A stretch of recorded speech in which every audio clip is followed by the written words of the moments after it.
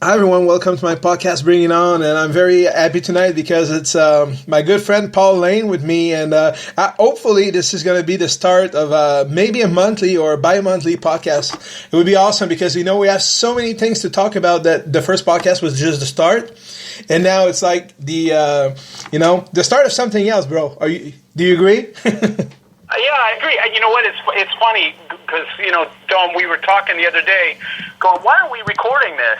We're just having a regular phone conversation, which, every time we talk, it turns into talking about the music business or, different aspects of it. And every time I leave that conversation, I go, wow, that was like an interview, except we were just rapping about the business. So exactly. Yeah, man. I've got to watch it, though, because every now and then you may call me up on a personal call, but secretly you're recording a podcast. Exactly. I do them in my sleep, so it wouldn't be surprising. And you know what, Paul? The first thing I wanted to talk to you on the podcast was, the post you had this morning on your Facebook page, and I was like, you know what? I'll tell you something. In my opinion, you should start a blog on a web page or something because, it was probably the best post I've ever read on any Facebook page from anybody, either in the music or paranormal field or whatever, because it was like, how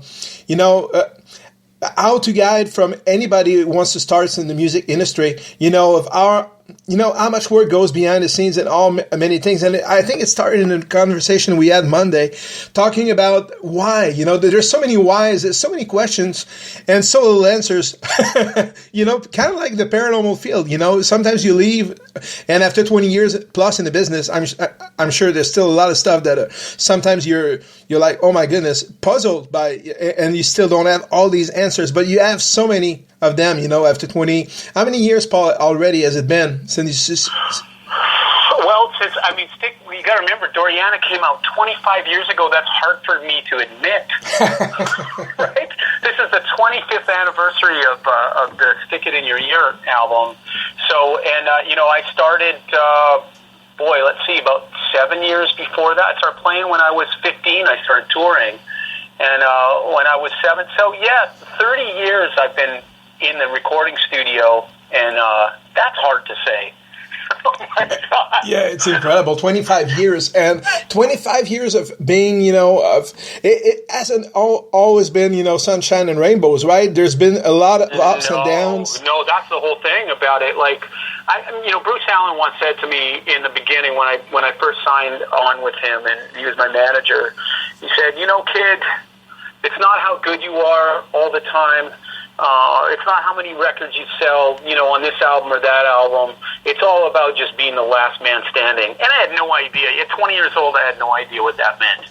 But boy, I'll sure tell you, I know what that means now. Because, this business, it kills people. It kills careers. It's really hard to stay in it. And it all comes back to the same... You have to be very sure of why you're doing this. You have to do it because you love doing it. Because you're going to go through... you're going to go through the down phases where you're not making any money doing it, where no one wants to hear you, where, you can't get arrested out there in the media world, so to speak. Right? Exactly. That's one thing that I love about social media. It helps guys like me who stayed in the business just keep in the business because you can keep interest going on. Before, you couldn't do that when you were signed to a major label. You had a publicist. If the publicist was working you, then, you had content out there. You were in magazines and newspapers and all of that stuff. Now it's kind of in our hands, so as much work as you want to put into it is, what you can get out of it if you have a captive audience and people are interested. Exactly. So, yeah, but what that means. You do this. I know how much work it takes to just promote something. It's like running your own business.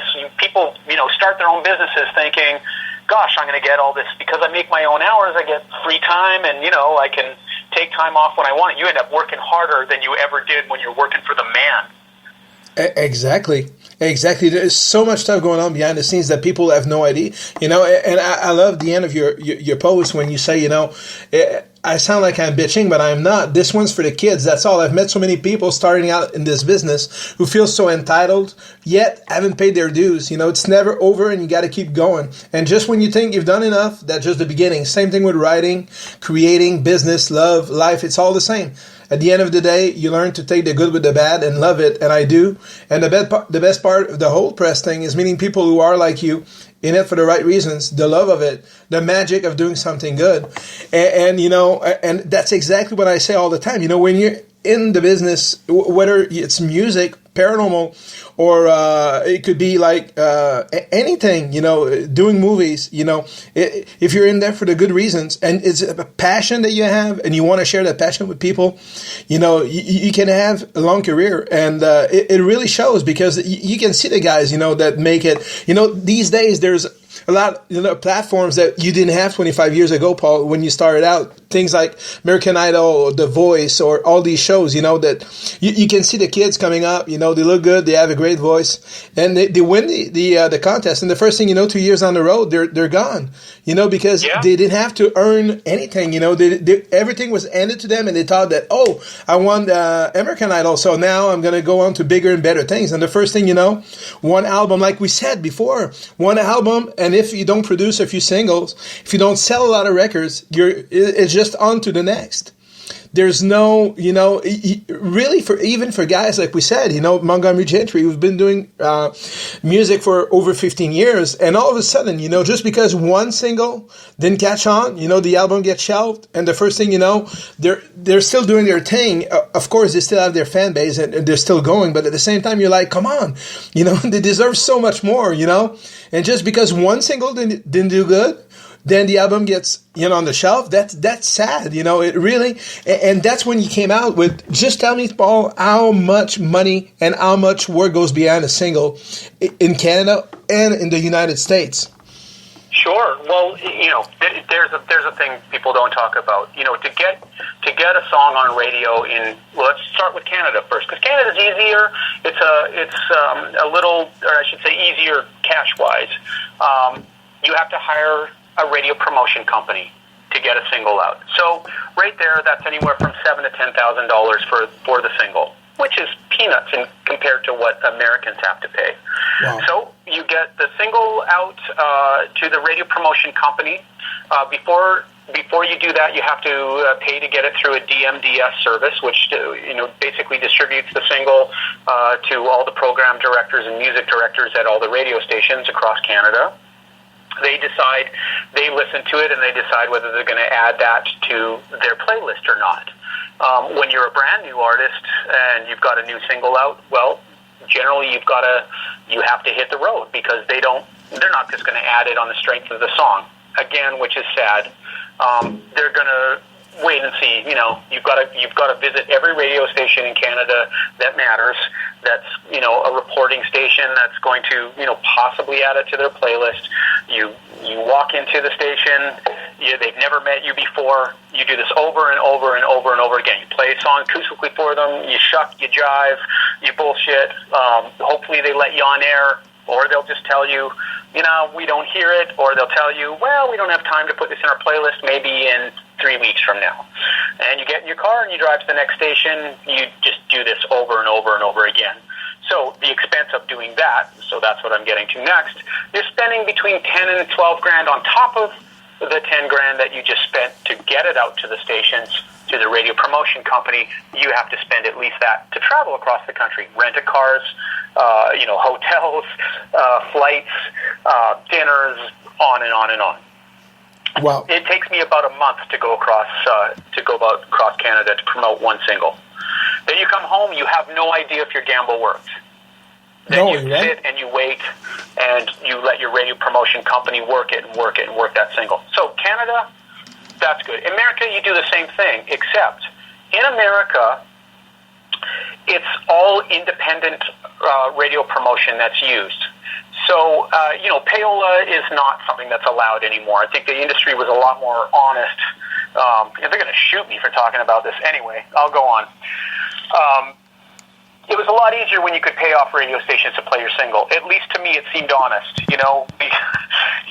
it'll cost you X amount of dollars to add it to our playlist, but we'll play it. Now you have to pay independent radio promotion so that there's a disconnect between the major label and the radio promotion side. Those independent promoters then go out and work your single at the cost of around $480,000 per single. Wow. So, right? If you, that's, how can a kid, out of his basement, as a great band, can do it without the support of a big company and if they put that amount of money, to get your first single and it doesn't get played on the radio or something, that's probably the reason why sometimes, they don't go 3 or 4 singles deep. They try one, maybe another one. And if the first, correct me if I'm wrong, but if they try with an up-tempo song, and it doesn't work, sometimes they'll go for, the big ballad from your album, and then they'll try it. And if it doesn't work, then they're like, okay, so we played the best up-tempo and the big ballad and then catch on. So on to the next. And, basically the guy gets back to his, to his hometown playing local pubs. Yeah, right back where he started. And so that, you bring up another good point, which is, that's the sort of like the label way of doing things, and then there's the independent side. And sometimes it's really a mix of both. I find that artists that break out now do a lot better when they have a groundswell movement that they started, right, and then get picked up by a record label. And it brings back the whole dichotomy of where this conversation started with, American Idol and kids being entitled. Kids feel entitled because they watch American Idol. That breeds, kids coming up thinking, well, it's just like this. You get on television, you get a single out there, and you're famous. No, you're not. So the bands, the real artists out there who can build a local groundswell movement and slowly do the slow build, where they can add more and more fans and then get a label deal, and hopefully it's not a 360 deal. Hopefully it's something that they have creative control over. That's the other thing. A band will get signed by a label. The label then wants to have creative control over the thing that made them good and unique in the first place.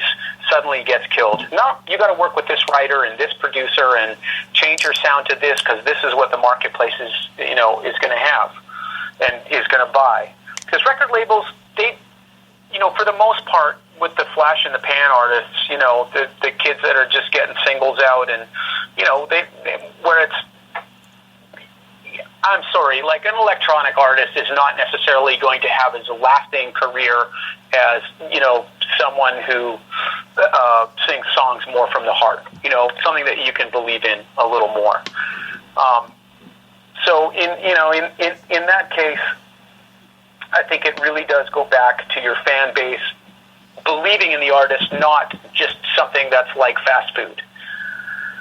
That's exactly right. And the thing, that really baffles me is that you see it with new artists coming up, but you also see it with guys who pay their dues, and that's where I'm very frustrated. When a new kid comes out and doesn't work out, you can always say, at least, you can go back home and say, I tried. But an artist that worked his butt, to get to where he is, and like we talked to Montgomery Gentry, or a guy like. There was a kid coming up about 2 years ago, Bradley Gaskin. He had a song out called Mr. Bartender, and he did the radio tour. And I was listening to him, singing old songs from Keith Whitley, Don't Close Your Eyes. And the guy was absolutely amazing. Honestly, I think he had the best voice. He sounded like a young Travis Tritt, but he had such a deep voice. It sounded like a 40-year-old guy, but he was, I think, maybe 20, 25 years old. Sure. And Mr. Bartender made the top 40, but didn't reach, top 10 or top 20. And then he had one more single, and then that's it. Now he's writing songs. And I'm like, no, this kid has so much talent. He's, I would say, 50 times better than all the other new artists I heard the past 2 years, being played on the radio. And I'm like, there's no new guys coming up. It's always the same people. I love Luke Bryan. I love, but it's always the same guys over and over and over again. Nobody takes any chances because the money is not there to risk anymore. Record companies don't develop artists in the way that they used to. It's sad to me that there'll never be another Eagles or another, and this is not just old guy talking here, like, bitching about No. bygone era. It's actually sad that an artist can't be supported to their full potential, right? That a label can pick them up and go, we understand. I mean, that used to be the label thinking. We'll develop this artist, until the album number 3 or album number 4, where we know they're going to be fully blossomed and give us amazing music, because they could see the genesis of something great there. That does not exist anymore. That's the one side of the industry that saddens me. But what that does mean is that you have to do it independently yourself. If you've got to love music that enough, right? Again, coming back to why you do what you do and why I do what I do, is because at the end of the day, we love it so much, we're willing to pay the price of not getting paid to do it. Exactly. You know what? One of the coolest thing I've ever heard, from a singer was Keith Urban a few years ago. He was asked, why is there so many people having success with the first album, and then the second one doesn't do as well, and then the third one kind of, don't do well at all, and the first thing, they don't go for albums deep. So a lot of singers don't make it to album number 4. Am I right? A lot of them, make it to number 1, some success, number 2, not as much, number 3, not at all, and then they're just gone. And he said, you spend your whole life, making your first album, and then you spend a month making the second one. Yeah, he's got a point, because, now all of a sudden you're in the business and you have a schedule that you've got to, and that's the monster side of it. In other words, the part that eats people up. Everyone goes through it that gets signed. You think that the music business is one thing, and then you arrive and you realize you thought you worked so hard to get there, but once you're actually in it, the working load increases 10 times as much, and that kills a lot of people. So I appreciate the way that he looks at it, and the way that he said that, because it's really true. And I know that Keith is one of the guys that you really have a lot of respect for. And, I think that he's one of the reason why he has success is that not only does he make great records and great songs, but he's a good songwriter, a great guitar player. So he's a rounded artist. It's not just, singing songs. No. And you can see when somebody sings a song from the heart that they wrote, it makes a big difference than just performing songs that that have been handed to you from the same guys. Because from time to time I look at the top 40 charts in the country music, and I love Rhett Akins, one of my favorite guy. But 15 out of the top 40 songs have been written by him. You're like, okay, so there's Rhett and Dallas Davidson. Is there somebody else writing songs anymore? I mean, that's like, okay, yeah, great. But at the same time, everybody starts to sound the same. You listen to a guy, and then you listen to another one, and you have to, they all sound the same. Well, there used to be currency in originality, right, in the music business, and now the opposite is true. The opposite is true because, again, what we were talking about before, there's no courage to develop artists. There's no money to do it, from the label side. And so they don't take chances anymore. They go, well, this guy wrote this hit, and that was a number 1 seller, and that was a number 1 seller, and that was a number 1 seller, so we're going to get him to write your song because that's what you need, kid. Needed a number 1 hit. And, we know what you were, but we're going to make you this. And all the while they'll fill your head and tell you that, that you are, an exceptional original artist doing somebody else's song. Exactly. Because, when you started out, when you did your first album, most of the songs, you wrote them. And like you said on the first podcast, it was written by a young guy. But also, it was written by you. We could feel it. We can sense that the songs meant something to you. But if the songs would have been given to you at 17 years old, and you probably wouldn't have sang the song with the same emotion and the same passion. Am I right? Oh, yeah, I agree. And you know what? I never got into this business to be a rock star, or, in the beginning, all I wanted to be was a guitar player. I didn't even want to be the singer. I wanted to be a guitar player, writer. I thought, I want to be like Eddie Van Halen, and just sit in the back and play guitar and write the song. And I never wanted to be a singer or a front man, and because I love I love songs, I love writing, and that was it for me. And I don't think I would have even taken a deal, not my ego, but my pride, I guess, when I was a young guy, that was the thing that made me me, was that I could write, right? From a very early age, I could write. That was my identity. So for me, success in life was to be able to get songs out there, to get a record deal from the songs that I wrote about my life and my experiences, and that meant something to me. And I think that still means a lot to songwriters today. That's still what drives them. It's just a lot of songwriters now have to write for other artists, make their living doing that, and you know, the guy who could potentially come out and be a star is more looking at just, I'm going to sign a publishing deal, it's too hard, and I'm just going to write for other people. And like you said, you know, not taking any chances. So you have a band like Florida Georgia Line coming in, having, you know, crossover success, you know, in the pop and country music genre, and a great record. Love the first album. But now every new artist coming up, they have to look and sound like Florida Georgia Line. So Sure. so they went from, you know, being like unique to now you have like 5 or 6 new young singers looking like them, singing like them, having the same kind of songs. And the same thing happened to Luke Bryan.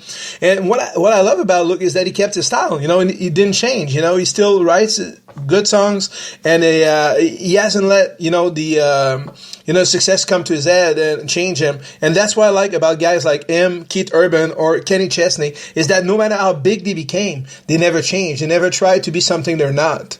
And people can see that. I think it's important that you don't forget, you know, who you are. Exactly, Paul. And I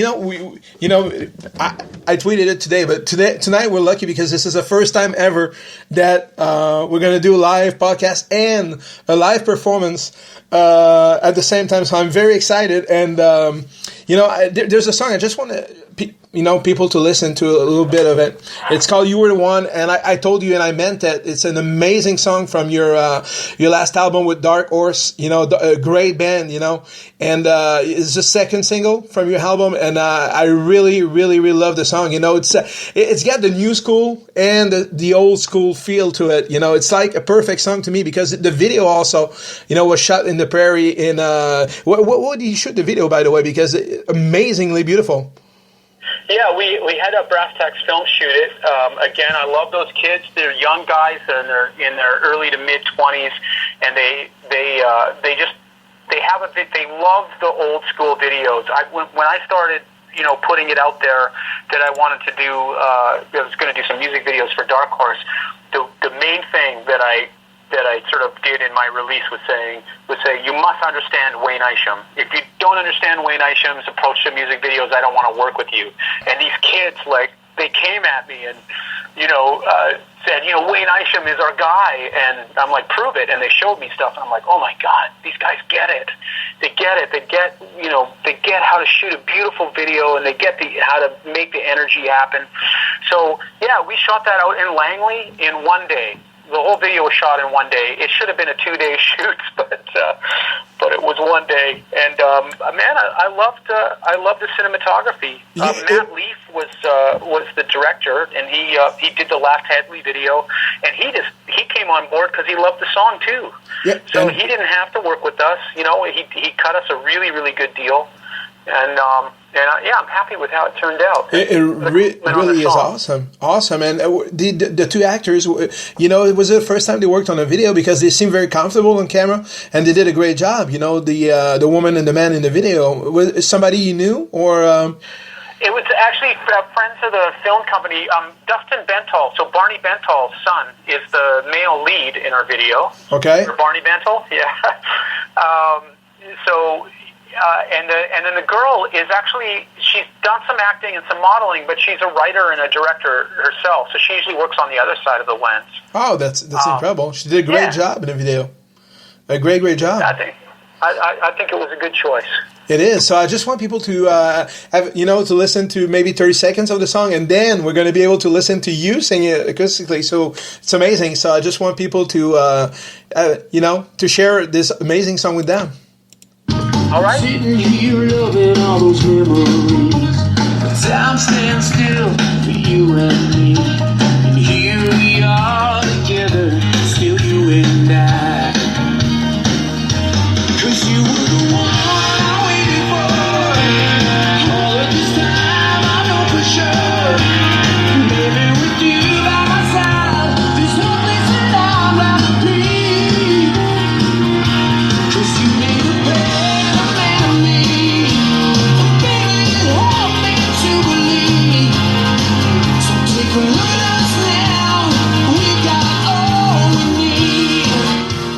it's an amazing song. And the good part about the song, Paul, is that, I can't tell if I make somebody listen to the song for the first time, is it country, is it pop, is it rock? It's a good song. It doesn't really matter. There's one song, I really love from Tim McGraw, the song is called Things Change. And the song that's exactly what he said, whether it's country, pop, rock and roll, what matters is that the song is good. I agree. It could be pop, it could be rock, it could be, whatever. A good song is a good song. Yeah, I think that, and you always, it was funny, I was talking with a friend about this the other day, that there's a difference between a song that's number one and a song that's bigger than number one. And what I mean by that is that a number one song you can forget about, but a song that is timeless, that's bigger than number one. And I think it's every songwriter out there always tries to go, man, I would love to write something that's timeless. I would like to write something that kind of crosses all genres, like the stuff that I grew up listening to. And that's what I try and do. I'm not saying that my songs are that, but I try and set out on the path to just like write the best song that I possibly can. And I don't know what it's going to become. I'm just sort of lucky that I stumbled into the whole country community who said, this kind of fits us. And I'm like, okay. Because I didn't really, when I first started writing, I didn't really have any take on it. Banjo would sound good in that. Steel guitar would be cool in that. And then, it just slowly evolved into that dark horse sound. So. And the sound is incredible. So if you're ready, Paul, to, the lyrics also are, like I said, old school meets new school. I love the lyrics, and I think that, like I said before, this is my favorite song of 2014. And I know that I've listened to some new stuff that you have coming up for your next album, and it's going to be just as good. So when you talk about timeless, I think You Were the One is one of those songs that people will remember, because whether they like country or, it doesn't really matter. It's a good song, and I'm really, really proud to, we're going to be able to listen to it live tonight. Yeah, man. Well, thanks for asking me to do it. It's going to be fun to do it over the phone here. Exactly. It's a first time for every engineering headphones on. So yeah. it's epic. To quote Little Texas, there's a first time for everything. That's right. Do you want me to do it now? Okay, perfect. Yeah. All right. I'll try not to mess this up. Hang on. I'm going to take these headphones off and get set up here. Awesome. Is You Were the One a song you wrote by yourself, right. or?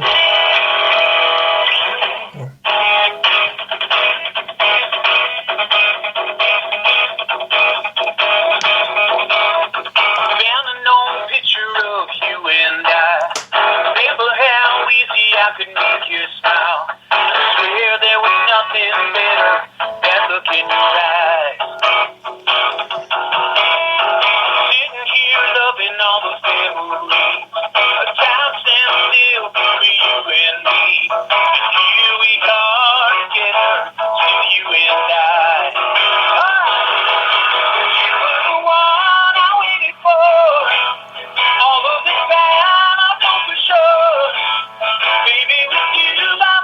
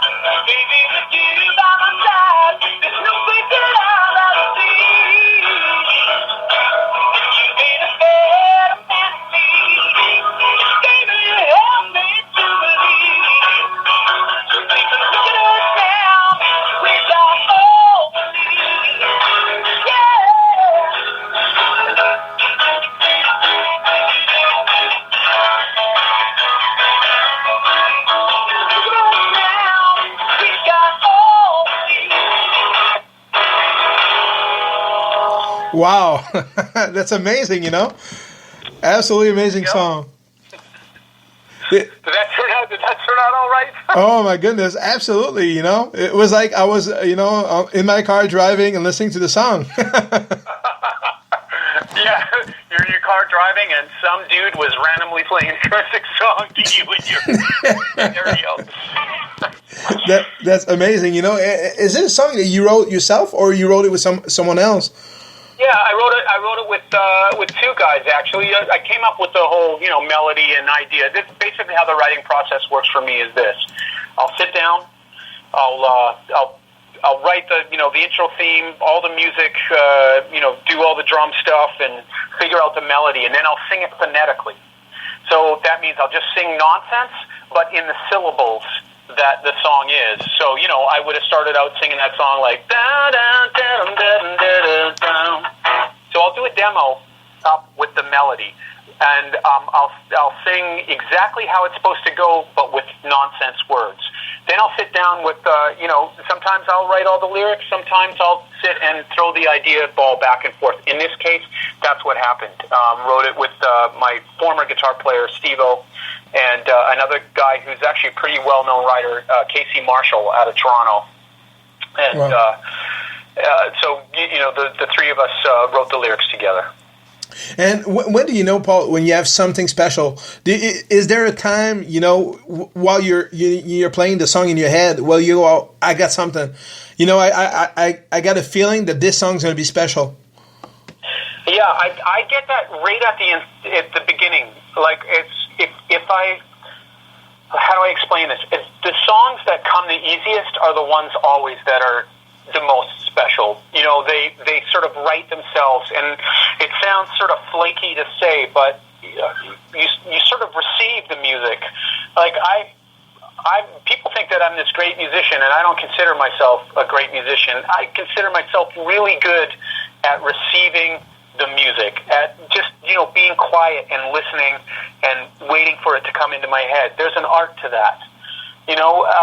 That's how I know that it's good, because I can feel it coming on, and I'll even know, like, I'll get this feeling, again, not to sound flaky, but I'll get this feeling in my heart, like you can feel this wind coming, this idea, this thing is going to just come through you, and I can almost tell the day that I'm going to write a good song, and I'll go, I know that the creative ideas are flowing. I better get out to the studio, and that's it. It'll write itself in 5 minutes, and then I'll quickly just try and jot it down, and then I'll start working on the demo part of it. Wow, that's a great way. And so you sometimes the lyrics come first, or the lyrics always come after the melody, or sometimes both at the same time. No, I'll tell you how it works. I might get a title. I might get, you were the one I waited for. Might have that. Oh, that's a good idea. Like, what does that mean? You were the one I waited for. Well, where did that come from?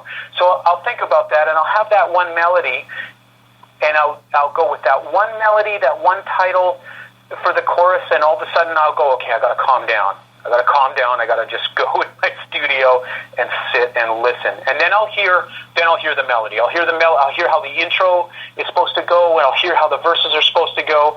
And then I work like a madman to try and get it down as quick as I hear it, because you don't want to lose the idea. Oh yeah, that definitely can happen. So, and then the lyrics get written last. Truthfully, with me always, I might have the kernel, like the title of the song, but the rest of it is a discovery for me. Then I really sort of turn myself inside out and go, well, why did I think of that? Why did that title come to me? What is it? Songwriting is, and every songwriter will tell you this, it's like therapy. You don't need a psychiatrist, because you really you're putting it all down and into this song. And yeah, I get fucked up writing songs. I get happy writing. So it's my ultimate joy, and it's sort of my ultimate pain, and it's something that you got to invest every part of your being in in order to be good at it. I totally understand. It's kind of like when I go investigating. Sometimes, it could be the most emotional investigation and a creepy place, but it's emotion that you have inside of you that you just let go. I don't know why. Sometimes, you just know before you go that tonight's going to be special. You must feel a connection, right? Like that must be part of, why it is that you're good at what you do, and that must be the part for you. And I'm just guessing here, and of why you do it. You must go to these places and feel a certain connection to somebody or something. Exactly. And when you do like a private home and you investigate somebody's private home and they're scared or whatever, so you always try to understand the reason why something could be happening in a house. Is it like I did a private home investigation about a week ago, and the woman living in a house was she wasn't scared, but she had a friend that passed away about a year ago, another friend who killed himself 2 years ago.